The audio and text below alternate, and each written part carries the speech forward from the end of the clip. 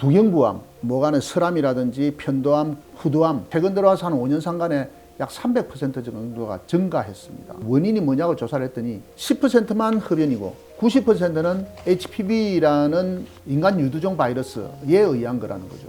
여러분들이 아무리 키워도 네. 질은 그 크기를 다 받아냅니다. 네. 그러고 나면 또 효과가 없는 거예요. 아무리 키우셔도 네. 궁극적인 거는 교수님 찾아오는 환자들 중에서 이제 20대, 30대들도 좀 많잖아요. 네. 근데 그 20대, 30대도 분명히 발기부전은 있단 말이죠. 젊은 사람들은 최소 40대 이전에는 뭐 그런 질병이 잘 안 생기니까 네. 일반적으로 심리적인 이유라고 생각을 하죠. 네. 네. 제일 중요한 거는 결국 뭐 파트너와의 갈등 관계가 네. 많죠. 네. 결혼한 사람들은 갈등 관계 때문에 이제 성관계가 잘 안 되는 거죠. 네. 근데 그 안 될 때 과거에는 어떻게든 네. 그 아내와 해결을 해서 네. 성관계를 하려고 노력을 할 텐데 네. 지금은 그러지 않아요. 다른 사람하고 하나요? 아니요. 포르노그래피가 있고 자의행위가 너무너무 만족스럽기 때문에 문제가 되는 거죠. 굳이 내가 애쓸 필요 없고. 그래서 요즘 네. 들어와서 사실 섹스리스가 많아지는 이유가 네. 사실 그 대체제가 있는 거죠. 바로 그거죠. 예. 그리고 이제 대상이 없어도 포르노 보면서 또 실제 사람하고 할 때는 왜 눈치 봐야 되는 부분이 좀 많이 있기 그렇죠. 때문에 그래서 좀 쉽게 하려고 그렇게 얘기하는 것 같아요. 그러니까 이제 성관계라는 거는 내가 오르가즘을 느끼기 위해서 관계를 가지는 게 아니고 네. 상대를 배려하면서 상대를 위해서 내가 헌신하는 네. 과정 중에 나도 네. 같이 즐거워서 성관계에 올라가는 네. 모양새를 배워야 되는데 네. 포르노를 보면 배울 필요가 없어요. 그렇죠. 하나부터 열까지 다 내한테 맞춰주는데요. 맞춰줄 수밖에 없는 게 내가 맞출 것만 골라 그러니까. 내잖아요. 그 숱한 포르노 중에서 네. 내가 가장 원하는 것만. 알고리즘이 생기니까. 그렇죠. 예. 그러니 남을 네. 배려할 이유가 없는 거예요. 포르노그래피에 노출되는 시기가 일찍을수록 네. 더 어릴 때 볼수록 네. 그리고 한 번 시청하는 시간이 길어질수록 네. 그리고 보는 빈도가 네. 많을수록 네. 뭐 발기부전이 올 가능성도 높고 네. 그 발기부전은 사실상은 기질적인 건 아니에요. 네. 기질적은 아닌데 네. 이제 심각한 문제가 생기는 거죠. 상대방을 네. 배려할 줄 모르고 네. 내 것만 챙기도록 만들어주는 과정. 네. 그래도 그 어떤 방식으로 자유하는 게 좋다. 포르노 보지 않고. 그러니까 포르노를 안 봐야 되는데 결혼을 하거나 나이가 들고 나면 성관계를 겪어봤기 때문에 맞아요.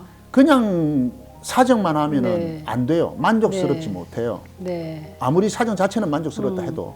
그러니까 충분한 시간 내가 즐기면서 사정하는 과정. 네. 그리고 그 사이에서 네. 내가 억지로 사정화해서 막 다급하게 자극을 주는 게 아니라 자극을 즐기면서 내가 맞아요. 오르가즘에 도달하는 네. 과정이 필요한데 그게 네. 혼자서는 일어날 수가 네. 없어요.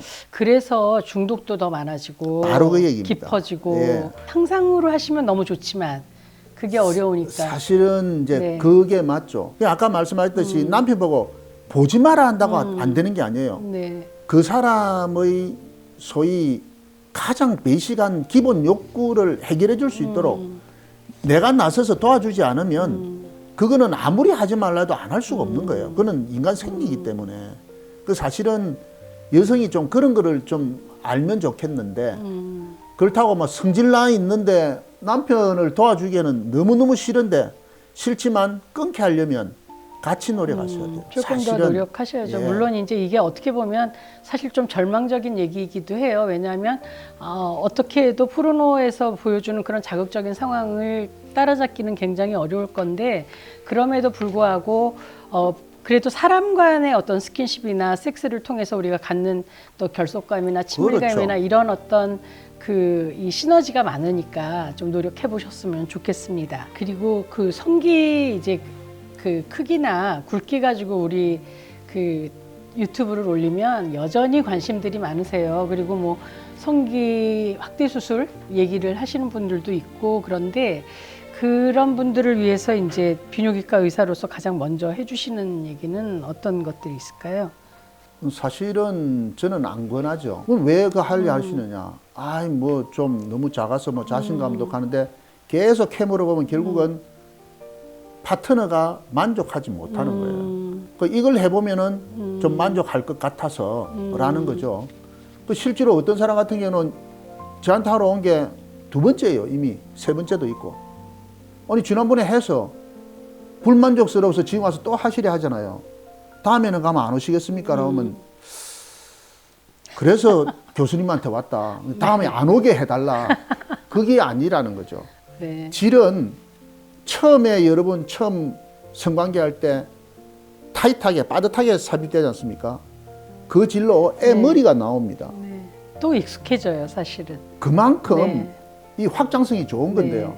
여러분들이 아무리 키워도 네. 그 질은 그 크기를 다 받아냅니다. 네. 그러고 나면 또 효과가 없는 거예요. 아무리 키우셔도 네. 궁극적인 거는 기계적인 모양으로 해결해야 되는 게 아니고 맞습니다.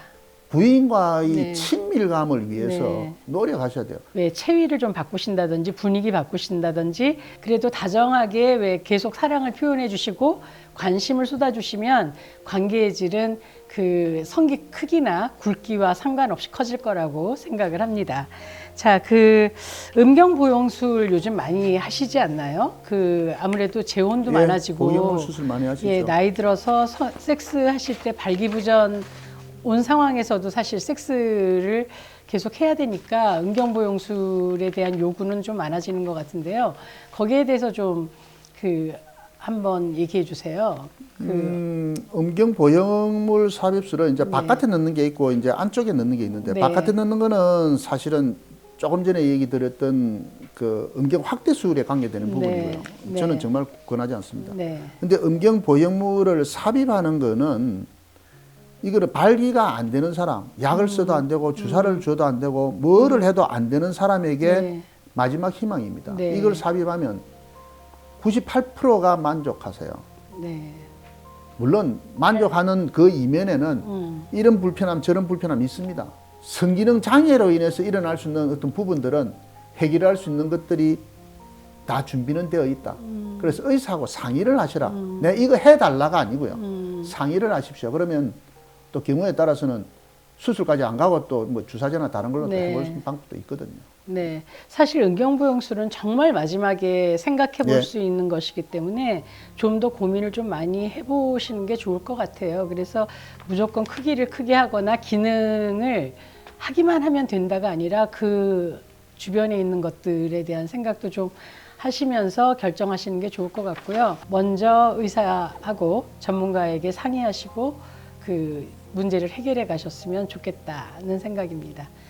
자, 그러면 좀 젊은 또 분들은 정액 색깔이나 양 농도 때문에도 또 얘기 많이 하고요. 어떤 분들은 그렇죠. 정액이 왜 너무 좀 노랗고 뭐 이렇게 알갱이 같은 것들이 많이 섞인다 막 이런 또 그 걱정도 많이 하시거든요.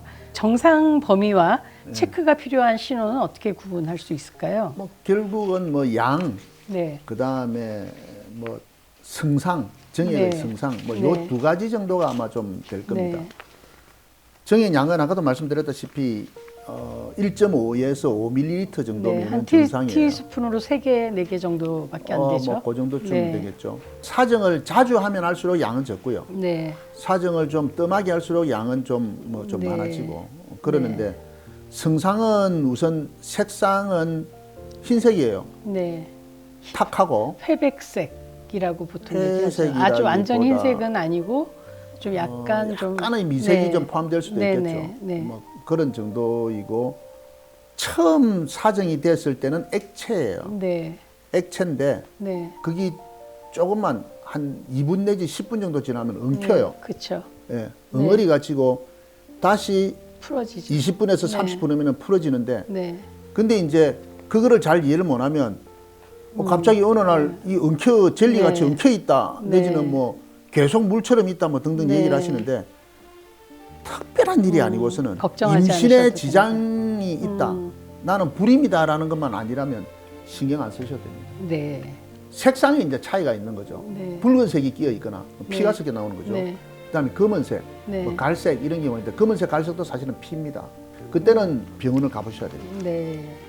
그리고 또 이제 궁금해하는 게 요즘 워낙 그 몸 만들기 PT 같은 거 많이 하니까 예. 그래서 그 아나볼릭 스테로이드 많이 사용하는데 그것 때문에 또 환자들이 좀 많이 오나요? 어때요? 제법 오죠. 네. 왜냐하면 어느 날 발기가 안 된다고 오죠. 네. 그래서 조사해 보면 젊은 사람이라도 멀쩡해요. 뭐 네. 건장하고 이랬는데 굳이 남성 호르몬을 측정할 필요가 있겠나? 근데 알 수 없는 일이거든요. 그렇죠. 체크해 보면 네. 이유 없이 남성 호르몬이 툭 떨어져 있어요. 그렇죠. 근데 이 사람은 이미 아주 정상적인 남성으로 발육을 했기 때문에 선천적인 게 아닌 거예요. 그럼 후천적으로 지금 어떤 영향을 받아서 떨어져 있는 거거든요. 그렇죠. 거기에 관계되는 거는 이 사람이 남성 호르몬을 맞았거나 그렇고. 남성 호르몬을 맞았다면은 사실은 이미 선천적으로 문제가 있었다는 뜻이고요. 네. 아니면 남성 호르몬을 제대로 못 만들도록 하는 어떤 걸 썼거나 그거는 가장 대표적인 게 아나볼릭 스테로이드예요. 네. 그런 거 바르기도 하고 막 그런 거죠. 바르는 것보다는 뭐 주사 맞고 뭐 이러는데 드물게 자기 주사 맞은 거 없다는 거예요. 근데 조사를 해보면 보충제를 먹는 사람들이 있어요. 그러니까요. 프로테인 보충제도 있고 네. 뭐 진해질이나 뭐 여러 가지 보충제들이 네. 있거든요. 네. 이 보충제 안에 남성 호르몬. 소위 그 내용물에는 기록되어 있지 않은 아나볼릭 스테로이드가 들어있어요. 그렇죠. 들어있는 보충제를 먹으면 근육이 붙어요. 안 들어있는 보충제를 먹으나 안 먹으나 내 노력 여하의 문제이기 때문에 안 붙어요. 그럼 이걸 사 먹죠. 자꾸 그걸 사 먹게 예. 되겠죠. 이 아나볼릭 스테로이드를 먹으면 고환이 요 정도 작아지죠. 크기거든요. 예. 볼륨이 한 10에서 15cc쯤 되는데 여기 땅콩만 해져요. 그러니까요. 고환이 정자를 작아진다고. 못 만들어서. 예. 그러니까 불임이 오죠. 아나볼릭 스테로이드를 쓰면은 남성 호르몬이 고안에서 만드는데 이거를 만들으라고 머리에서 LH이라는 호르몬이 내려와요. 예. 근데 이 호르몬이 안 만들어지게끔 하는 거예요. 왜? 충분하니까. 외부에서 남성 호르몬이 들어오니까 내 네. 몸에서 만들 이유가 없잖아요. 네. 그래 명령을 안 내리는 거예요. 또 이게 장기간 가면 할 일이 없어지니까 땅콩만해지는 거예요. 그러니까 여러분들이 아셔야 되는 게 이 우리 몸은 균형 작용이 있어요. 그렇죠. 그래서 바깥에서 들어오면 안에서 안 만든다라는 걸 아셔야 돼서 보통 우리가 정상적인 경우에 왜 필요 없는 것들을 쓰면 몸에서 줄이는 것 이걸 좀 아셔야 된다라고 생각을 합니다. 그래서 그 몸을 만드는 거 좋으시지만 그렇게 아나로이드 스테로이드 써갖고 근육을 키우는 거는 나한테 정말 궁극적으로 안 좋다라는 거고요. 그리고 이제 보면 요즘 그 젊은 친구들하고 얘기를 하다 보면 피임을 가리킬 때 정관 수술이 영구 피임 수술이다라고를 얘기를 해도 아이들한테 뭘 선택할래 그러면 정관 수술을 하겠다는 애들이 꽤 많이 있고요.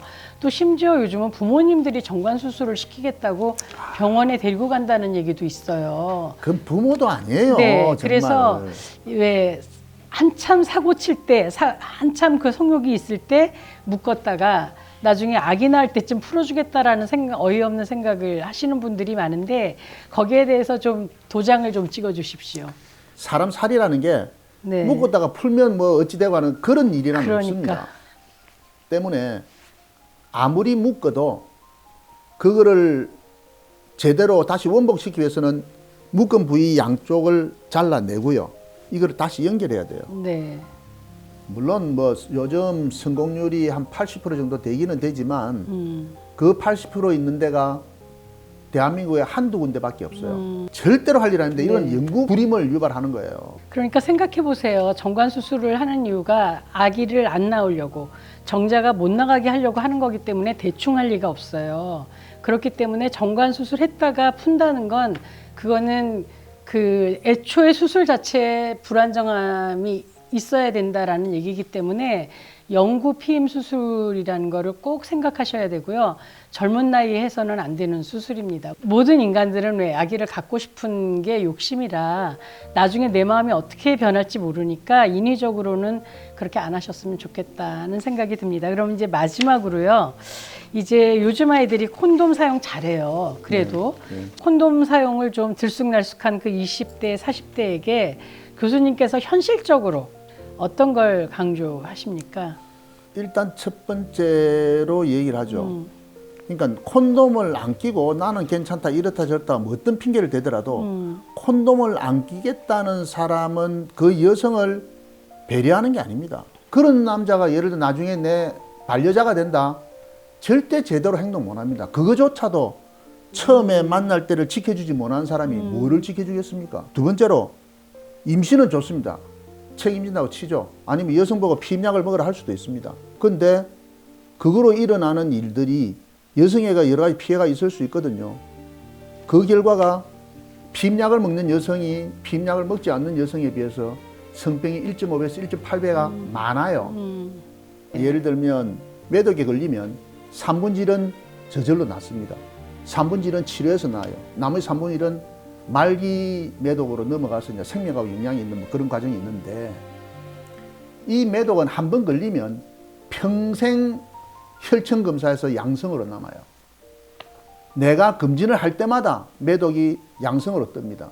혈액으로 새겨진 좋은 글씨예요, 좋은 글씨. 두 번째. 네 번째. 아, 네 번째입니까? 아, 벌써 그리 말 많이 했습니까? 이 성병이라는 거는 내가 살아남기 위한 목적이 1번이고요. 두 번째가 내가 사랑하는 아내를 살리는 게 두 번째고요. 세 번째가 내 자식에 대한 문제입니다.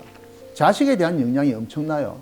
뭐 불임이든 안 그러면 애에게 성병을 옮기든 여러 가지 과정들이 있죠. 그 올바른 사람이라 한다면 어떻게든 방어적인 성관계를 가져야 된다는 건 두말할 거리가 없는 겁니다. 네. 부디 부탁드립니다. 네. 사실 접촉이나 이런 걸로도 성병에 걸릴 수 있고 또 오랄 섹스를 통해서도 여러분 성병에 걸릴 수 있다라는 걸 아셔야 돼요. 구강성교도 사실은 상당히 문제입니다. 두경부암, 모간의 설암이라든지 편도암, 후두암 이런 것들이 별로 많지 않은 질환이었어요. 흡연에 의해서 일어나는 경우가 대부분이었고, 근데 최근 들어와서 한 5년 상간에 약 300% 정도가 증가했습니다. 그 증가한 사람들이 원인이 뭐냐고 조사를 했더니 10%만 흡연이고 90%는 HPV라는 인간 유두종 바이러스에 의한 거라는 거죠. HPV는 성병이잖아요. 그만큼 구강성교로 인해서 그게 옮겨진다는 얘기입니다. 그건 당연히 키스로도 옮겨지죠. 뭐 키스도 하지 말란 말이냐, 그런 얘기는 아니지만 구강성교는 정말 조심해야 할 부분이 있다, 그런 얘기입니다. 어쨌든 젊은 분들은 다 자신이 있어서 자기가 판단하고 인터넷 뒤져서 거기에 대한 정보를 가지고 어떤 행위를 하는데, 인터넷에 적혀있는 정보는 책임질 사람이 아무도 없습니다. 저희들은 저희들 한 말에 대해서 책임을 져야 되는 사람들입니다. 부디 내가 원하는 정보를 구해가지고 내 하고 싶은 대로 하는 행동은 조금 자제했으면 싶습니다. 네, 우리 구독자님들 사랑과 성, 섹스에 관심 많으신데요. 비뇨의학 교수로서 좀 격려해 주시고 응원해 주시고 싶은 얘기 있으시면 좀 해주세요. 예, 모든 질환이 다 나을 수는 없습니다. 그렇지만은 내가 만족스럽지 않더라도 이 정도라면 그래도 내 삶의 질이 좀 더 나아지고 있구나라는 방식은 얼마든지 있습니다. 때문에 문제가 있다고 한다면 그냥 비뇨의학과 근처에 있는 개인의원도 상관없습니다. 방문하시면 이러이러한 방법을 시도해보고 안 되면 또 상위의 급의 병원으로 그렇게 가실 수 있으니까 혼자서 끙끙대지 마시고 방문하시면 해결이 잘 되리라 생각합니다. 네, 네, 오랜 시간 지금 굉장히 바쁘신데 오셔서 좋은 얘기 많이 해주셨어요. 그리고 여러분들이 이제 이 말씀을 토대로 또 많은 질문들이 생기실 텐데 댓글로 올려주시면 또 성심껏 대답을 드리겠습니다. 네, 감사합니다. 예. 애쓰셨어요. 네. 여러분 구독과 좋아요 꼭 눌러주시고요. 알림 설정까지 부탁드립니다.